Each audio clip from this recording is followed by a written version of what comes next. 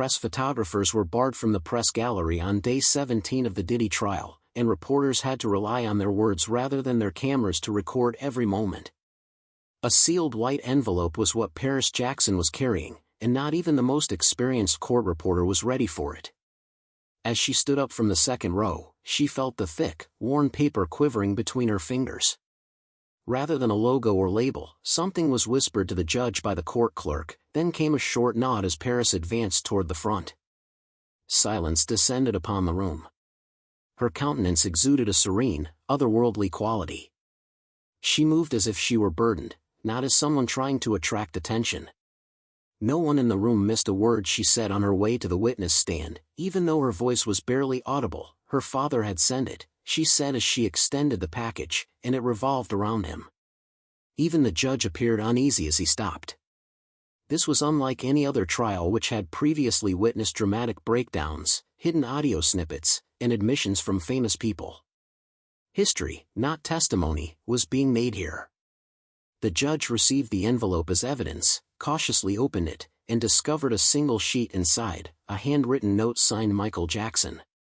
The crowd hushed as a murmur resounded. Michael's name was holy, divisive, and shrouded in mystery. It was legendary too, and now in a courtroom where Sean Diddy Combs sat barely 10 feet away, his voice was being brought in posthumously. After finding a seat, Paris settled down. She chose not to elaborate since doing so was unnecessary. With a throat clearing, the judge started reading the first line. It was as loud as a thunderclap. Some men in this field will put a grin on their face as they steal your soul behind your back. A pen fell somewhere in the recesses. Nobody got up to get it. They're people I've met. I'm familiar with them. I hope my daughter keeps this in mind in the event that she meets Shaw Combs. His attorneys were clearly moving and discussing between themselves, as Diddy remained still. A theater for legacy, a battlefield for long-forgotten truths, the courtroom had evolved beyond its original function as a place for law. After more than a decade apart, Michael Jackson had recently appeared in a trial from the 2000s, and it was Paris Jackson who had brought him there, with her steely will and trembling hands. Who had the upper hand? Before we delve into more detail about this incredible moment, kindly press the bell button, subscribe to our channel, and like the video. In that case, you won't have to worry about missing any similar films in the future. Alright, let's return to it. That day, Paris had no intention of speaking, not even showing up was in her plans. However, she had trouble sleeping the night prior, with an unidentified pressure causing her heart to pound. She lay in bed, gazing at the ceiling. It was only then that the letter came to mind, a letter her father had written, carefully folded and stashed in a fireproof box within a security vault. Nothing more, no headline, no recollection relayed by another due to its lack of a court-approved label. She hardly handled it, only she was destined to get it when she was a teenager. She read it again, but this time she was sad, bewildered, and seeking answers about her biological father. At the time, the letter was a jumble of unintelligible cautions, unfamiliar names, and phrases that read more like riddles than instructions. Everything about Diddy that had surfaced in court, his manipulation, control, and power games, had previously been a jigsaw puzzle. But suddenly, it all fit together. She secretly boarded a plane that morning with her head lowered and the letter in her hand. She entered the courtroom in silence because her father's words weren't merely poetic, they were prophetic. The world altered when she stood up with the judge's letter in her hands. Paris took her seat in the witness chair and started to speak, not out of anger or sadness, but with the strange composure of someone finally bringing the long-awaited truth to light. In hushed tones, she recalled events from her youth such as passing closed-door meetings and her father raising his voice only in response to certain names. Diddy was one of them, she replied, her gaze fixed forward. Contrasted with Diddy, it was careless. I was terrified, she said. With each syllable, the courtroom waited. Some people build empires with music, her father had said to her as she sat in the back seat of their SUV when she was 12 years old. She didn't get it at the time. Some people create it by taking advantage of individuals like me. Here she is now, he wrote it to me, she said, continuing to discuss the letter rather than to the whole public or the world at large. She spoke more firmly to his daughter. He gave him a name, though he didn't use many names in writing, she said, pausing to stare directly at the defense table. It was my choice not to be here. It was my intention to stay out of this. My father saw it coming, she said, her hands clasped. But I couldn't ignore it anymore after witnessing what he did to Xania. It was at that point that the focus of the courtroom shifted away from accusations and legal strategy. The story revolved around blood, legacy, and a father's warning to his daughter, despite his knowledge that he wouldn't live long enough to do so. His ink-stained voice was suddenly more audible than before. Even before Paris set foot in a courtroom, long before the trials, scandals, and headlines, her father had witnessed the darkness. The world looked up to Michael Jackson for many reasons. He was a legend, a mystery, and an idol. However, to Paris, he was just Dad, a guardian and someone who could perceive danger in ways she couldn't fathom at the time. Paris recalled with great clarity that Diddy was never just another name to him. While discussing his distrust of the entertainment business in Neverland Ranch, the evening was peaceful. His study was the setting with its bookcases and subdued jazz music. A folder containing photographs and documents was resting on Michael's lap. She had inquired about their purpose. Serious in a way that made her feel naked, he stared at her. He then went on to say, Paris, some people don't want your light. Their goal is to deplete it. They go on to the next one when you're empty. And she was only a little girl. Little did she realize that he was preparing her for survival after Dad passed away. She inherited the folder containing all of his legal documents, notes, and handwritten cautions, as well as the one page that she meticulously interpreted and presented in court. Michael detailed a run of meetings in it, including invites with too many conditions attached, business pitches that seemed more like traps, and sincere grins that concealed ulterior motives. He was quite precise in naming people, and one remark really struck a chord with Paris: silence is the sound of shock. He is not what he seems to be. He takes out rather than builds. Paris had no idea what that meant back then. Now she knew. Diddy didn't regard her as a person, he viewed her as a legacy, as leverage, as another name to collect. As she sat in that courtroom and watched him avoid looking her in the eyes as the letter was read aloud, it was a pattern, and it wasn't limited to her. Although Xania's narrative took a new turn, the pattern of praise, control, and silence remained consistent. Do you think this letter is relevant to the case? Was the only question the judge had for her that morning. Paris remained unfazed. She stated that it is more than merely relevant, it's the blueprint. The courtroom was filled with gasps as the jury listened. Prosecutors leaned in. Their positions were changed by the defense. The jurors were noticeably frightened as well. Even though Diddy hadn't spoken a word, his demeanor had transformed, less rebellious and more calculated, as if a guy had just realized a ghost had walked into the room. Michael was communicating via Paris. Time and truth, it was no longer just Paris speaking. Furthermore, the words that had been spoken could not be silenced. There was an eerie silence that persisted for what felt like an eternity after Paris stopped speaking in the courtroom. Michael Jackson's name loomed like an insurmountable shadow. There was silence, no shuffling of papers. The court then took an unprecedented step. He requested a word-for-word reading of the letter.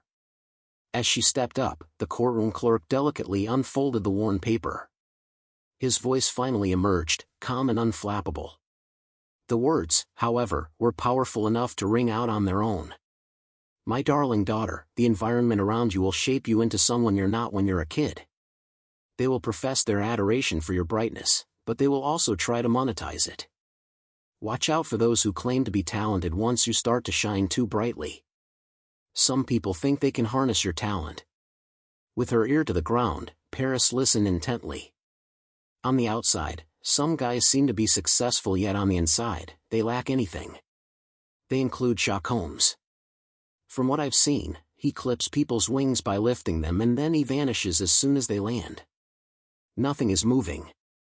You will have the strength to see through their lies when the time comes. Up to that point, listen to your intuition. When you feel like someone is silencing you, it's time to stand up. Put your hand up. Dad, a warning from beyond the dead, a lifeline cast across time. It was more than simply a letter. It was palpable throughout the courtroom. Sitting quietly, Paris gazed at the letter as if she could still perceive his voice echoing through the room. Though some did speak up, the first time Diddy leaned forward and whispered to his counsel since the trial started was unexpectedly. The jurors could tell that his normally composed demeanor had a tiny crack, not enough to make headlines, but noticeable enough because of the emotional weight of the letter. His attorney rose to his feet and argued that it was hearsay, irrelevant, and nothing more than family legend. The prosecution, however, wasted no time. They contended it's not just personal, it's predictive and accurate. They brought up Zania's testimony, the manipulation, the control, the identical language, the same techniques echoing Michael's description from before any of it was revealed. The court eventually decided that the letter may be used as evidence because it was now a pattern derived from the comments of a guy the world had previously labeled delusional but who now appeared prescient. The defense team's plan was crumbling nearly in real time. Rather than simply one woman's word against Diddy's, that was the last time Paris spoke that day. She was unnecessary to it. Her job to convey the message was done. Now the courtroom was evaluating Diddy's behavior, not just in relation to his deeds but also in relation to the warnings of a parent who had anticipated the storm long before it ever started to thunder. Everyone in the courtroom seemed to sense that they were a part of something greater than this particular trial. The atmosphere had gone from anxious to weighty. The jurors' expressions, the court reporters' slower typing, and the extra time of quiet between objections were all telltale signs. The things her father had spoken were immortalized on the record, and Paris Jackson had no intention of removing them. Responding next was Diddy's legal team as he carefully rose to his feet. The lead defense attorney made his way to the room's center where he cleared his throat. "Estimated friends and visitors," he said. "We are not assembled here to condemn Michael Jackson's spirit." It was an astute move, demeaning, incisive, designed to undermine the occasion, but it fell flat at least partially since nobody had forgotten the letter and none could undress the words. A lawyer stated, "He lifts people to clip their wings." In an effort to downplay the situation, he changed strategies, bringing out images of Michael and Diddy smiling together from public engagements, music awards, and press gatherings. "Why did Mr. Jackson keep appearing in public with him if he really feared my client?" he said, gesturing towards one glossy photo. Paris leaned into the microphone without flinching. She said that he understood the consequences of rejecting influential individuals. Because of this, the wave echoed across the air, silence rather than uproar swept across the courtroom as a message, "We believe her on the second attempt." The defense raised doubts about the authenticity of the letter. Was there any prior authentication to this trial? How about a notary? Was the intention to write it legally sound? The courtroom wasn't the intended audience. Paris said with composure, "Notarization isn't necessary for all real documents. This one was prepared just for me. You don't have to tell anyone some secrets unless they force you to." No one had an objection, therefore the court approved the trade. However, the prosecution's use of a clip from an old grainy film of Michael, an interview that had been discovered in the archives instead of footage from Paris or this trial, came as a complete surprise to everyone. Michael conveys a sense of restrained energy in his speech. "Some people get to the top by trampling others. Some people in this field don't only want success, they eliminate others in order to get it. Those close to me have been warned, but I will not reveal their names." Though subtle, the suggestion that followed the letter was resounding. Sitting still with a tightened jaw, Diddy's posture betrayed his emotions. He was clearly not at ease now. He had lost command. He appeared to be a man possessed as the evidence had transformed into a chorus consisting of Zania's voice, Paris's voice, and Michael's words from the past, layer upon layer painting an indisputable image. Everyone in the courtroom could feel the truth, not just hear it. Outside, the tale was leaking out like a dam cracking, even if the courthouse doors remained locked to cameras. In a letter to Paris from Michael, the Jacksons issue a dire warning regarding Sean Diddy Combs. The media lacked film, but that was irrelevant. "He lifts people to clip their wings." That phrase had already started a commotion as it spread like wildfire through live tweets from court reporters, whispered blogs, and television anchors who were trying to decipher every word. The downpour had not yet subsided, however, inside the courtroom where cross-examination had just started. As he stood up, the defense counsel fiddled with his tie and attempted to redirect attention to something they had some control over, Paris's trustworthiness. "Beginning, you said your father feared Mr. Combs," he continued. "Despite this, my client has never been explicitly accused by Mr. Jackson and there is no public record evidence or statement from him to that effect. Is it acceptable to take a confidential letter handed up in the middle of the trial as proof of such fear?" Paris remained unfazed. "Does this mean we have to act as if news about terror never appear with a pause?" She responded. The defense continued attempting a different strategy. "What evidence do we have that this letter wasn't co-authored or at least influenced by another party? Miss Jackson, your youth shines through, 20 years old and bereft. Are you maybe making assumptions based on this?" Paris turned to the jury who would determine the nature of truth rather than the lawyer or the judge. "I'm not here to speculate," she declared categorically. "I'm here because the mention of Diddy's name brought up a memory of my dad's expression. I'm here because he warned me in a whisper, and I paid attention. No need to yell."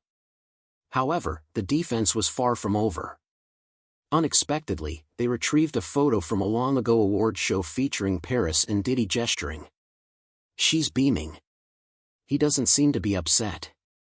Has your father warned you about this man?" The lawyer's voice was overly dramatic as he inquired because this clearly isn't an act of terror. Paris drew closer. "Working in this field teaches you to keep a grin on your face no matter what, especially while the cameras are rolling. Lack of trust is evident in that shot." The courtroom became silent once more, demonstrating survival. The prosecution then took the stand, which effectively ended the case. "A voice message is something fresh that we have got, Your Honor," Michael Jackson's private message from years ago placed on his old attorney's phone. Not publicly available nor saved. Now it was time for the court to approve it as evidence, and the show must have begun. Michael's voice, distinct, anxious, but audible. "Things with which I disagree are being forced upon me despite their claims that it is for commercial purposes. Something seems off. Stay far away from Combs, please. Paris must not be exposed to that environment. I beg you." Silence fell over the room, complete lack of commentary. Silence engulfed Paris. That wasn't necessary. Everyone could no longer ignore the voice. The ghost that had been claimed to be dead had now spoken, and the jury, the judge, and even Diddy couldn't deny hearing it. The letter had been one thing, but now the voice was another. It seemed as if the hands of time stopped in that courtroom the moment the voicemail rang.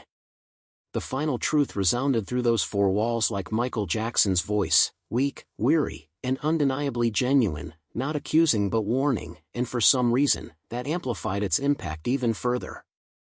Even Diddy's solicitors couldn't help but notice a change in his demeanor. In hushed assurance, the prosecution sat. They were aware that there was no need to rush the moment because it was already making an impression on everyone's mind. It all started with the letter. A raging inferno was the voicemail. They have now let the flame to do the talking. However, the defense had more work to do. Approaching the bench, Diddy's attorney made a motion that betrayed a combination of desperation and poise. "We humbly ask that the jury be directed to view the voicemail solely as an expression of personal opinion and not as evidence of wrongdoing," he said, raising an eyebrow in the judge's direction. In response, he clarified that the speaker was referring to the defendant by name and not an abstract concept. The court's refusal to dismiss a dying man's love for his daughter as mere opinion was a watershed moment. At long last, Diddy broke his silence. He leaned in close, muttered something to his lawyer, and then rose briefly to face the judge. He called it a smear campaign with an angry tone in his voice. Something less smooth and more jagged replaced his regular rhythm. Michael Jackson suffered from paranoia. No one was surprised. He foretold about extraterrestrials and government conspiracies. Now are you going to believe him? His defensive, cornered and unhinged delivery caused a murmur in the gallery, albeit it had little to do with his words themselves. Without delay, the judge ordered it shut down. "Excuse me." The harm was done, and Combs sat back down. "From now on, you will only speak via counsel." The opportunity was taken by the prosecution. Estimated members of the jury, they addressed them. "This week you have heard from two individuals, Zania, who spoke honestly from the stand, and Paris Jackson, who presented the truth that her father was afraid would be necessary someday. Sean Combs calls this paranoia, but how many times does a man have to be right before we stop calling it that? That day is today," they said after pausing to discuss the topic.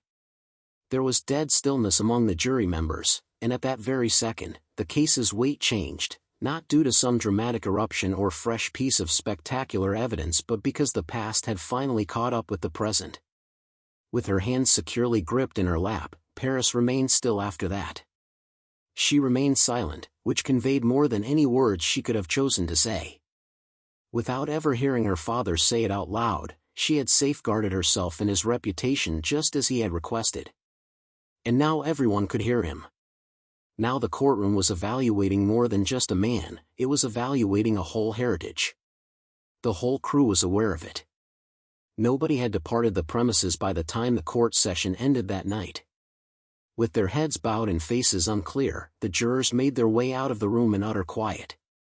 Before their boots had even touched the sidewalk, reporters were already typing headlines as they sprinted for the stairs, phones clenched in their hands, and voices tense with haste concerning something that no courtroom could adequately accommodate. Michael Jackson's entrance into the trial, accompanied by his daughter, rather than procedural twists or legal motions. Paris remained in the corridor, her arms crossed across her chest as she sat on a lengthy wooden bench. The mounting din of tweets, podcasts, and commentary was almost audible to her through the walls. Yet it almost reached her. The letter, the voicemail, and Michael's meaning were all suddenly up for debate. Paris, though, showed no fear. The headlines were her native tongue, as she had grown up in an unstable environment. Plus, she was brave enough to let them talk this time. At this moment, the echo was more important than the noise itself. The reverberation of her father's words had clearly broken Diddy's formerly impenetrable reputation. The courthouse stairs were besieged by a sea of cameras outside. Supporters and naysayers alike carried placards, "We believe Paris, MJ warned us," and "Diddy is innocent." The common battleground of belief versus branding was displayed through shouts and hashtags. The change taking place under the surface, nevertheless, was unmasked by even the mayhem. A lot of people started to wonder how much Diddy's influence came from his decision to remain silent. How many people's opinions had been silenced? Were a large number of careers altered? What Diddy stood for had become more important than his actions. He embodied the type of power that lurked behind billion-dollar contracts and velvet ropes, the kind of power that even Michael Jackson at the peak of his celebrity had dreaded. Upon that fateful night, instead of going back to a mansion or hotel room, Paris rented a little flat close by, quiet, without any entourage or journalists. Sitting on the side of the bed, she retrieved the letter once again and read it aloud. "If they ever try to erase your story, tell mine. It will protect you." She carefully folded it and placed it back into its envelope, not to conceal it but to preserve it until it was required again. Because now she understood that it was about more than just her or Diddy, it was about legacy, survival, and the consequences of refusing to bury the truth. Court would continue the next morning, but now things were different. It was no longer enough to refer to Paris Jackson as the daughter of a legend. She was now regarded as one's voice. A new vibe pervaded the courtroom the day following Paris Jackson's testimony. There was no alteration to the walls, the judge remained unchanged, however, the power emerged. It was like the trial had passed through some unseen barrier, as if a holy force had entered and commanded everyone to quit acting. Whatever Michael Jackson's voice had accomplished what few others had failed to do, it spanned space and time, navigating ink and static to its intended destination. People quickly flocked to the courthouse. Media outlets were in a frenzy to cover the aftershocks as they had missed them the day before. An increasing number of fans, naysayers, and advocates congregated outdoors. It had progressed beyond a mere hardship and become a time of reckoning. Although she was not scheduled to testify again, Paris Jackson's presence hung in the air like an interminable concluding note. What she had delivered, a warning, a voice, an ancient truth too acute to ignore, seemed to revolve around every subsequent statement, witness, and inquiry. And did he not, in stature but in demeanor, in the manner he averted the juror's gaze with folded hands and tightly pursed lips, he appeared smaller now because the court of public opinion had long already opened its doors. The man who previously strode confidently into the courtroom now sat like someone anticipating a decision he knew was already being made. The world's attention was suddenly directed upon the audio message, the letter, and the circumstances surrounding both. Out of nowhere, a new perspective emerged on Diddy's previous partnerships resurfaced. Were old interviews, old band members, starting writing mysterious notes online? The once dismissed rumors about the sector now carried more weight and veracity. Later that day, the trial came to a close, just closing arguments being prepared and the jury being told to expect a long final week. No hoopla, no fireworks, however, the necessary statements had already been made, not by solicitors nor by eyewitnesses but by a courageous father and daughter who had the guts to bring his message into a courtroom that had spent years believing authority could never be questioned. Paris did not pause for photographers as she exited the premises for good. A wave eluded her. A voice in the crowd yelled out, "You did it for him." It was the first time she had smiled all day, not staged, not scripted, just the genuine small smile of someone whose father's voice had been heard loud, clear, and undeniable. Something greater had already been determined at that moment, and the outcome of the verdict was of little consequence. A father's handwritten truth delivered by a daughter brave enough to bear it cannot be silenced.